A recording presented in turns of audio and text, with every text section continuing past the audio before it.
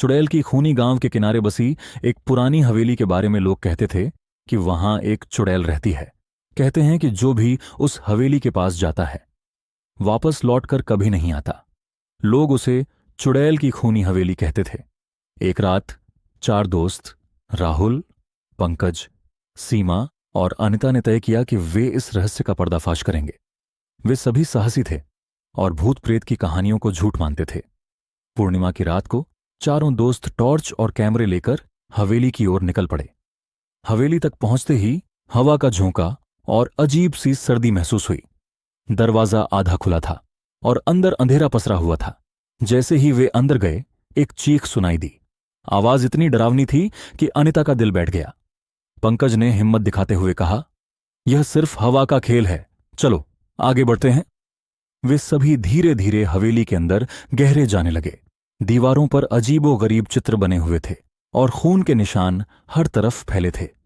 अचानक सीमा ने देखा कि एक सफेद साड़ी पहने और खुले बालों वाली औरत खिड़की के पास खड़ी थी।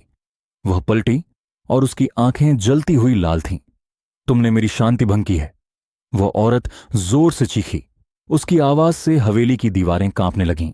राहुल ने कैमरा निकालकर उसकी तस्वीर लेने की कोशिश की, लेकिन कैमरा काम नहीं कर रहा था। तभी वह औरत हवा में तैरती हुई उनके पास आई। डर के मारे चारों भागने लगे, लेकिन दरवाजा अब बंद हो चुका था। चुड़ैल ने अपने लंबे नाखूनों से पंकज को पकड़ लिया और उसकी गर्दन को जकड़ लिया। राहुल और सीमा ने चिल्लाते हुए कहा, हमें छोड़ दो, हम यहां गलती से आए हैं। चुड़ैल हंसते हुए बोली, जो इस हवेली में आता है वह मेरी आत्मा का हिस्सा बन जाता है। अब तुम भी मेरे गुलाम बनोगे। सुबह जब गांव के लोग हवेली के पास पहुंचे तो वहां चारों दोस्तों के खून से सने कपड़े पड़े थे, लेकिन उनकी कोई निशानी नहीं थी। उसके बाद से गांव वालों ने उस हवेली के पास जाना बंद कर दिया। लेकिन कहते हैं, अगर आप रात को हवेली के पास से गुजरें तो आपको चार दोस्तों की चीखें और एक चुड़ैल की खौफनाक हंसी सुनाई देगी।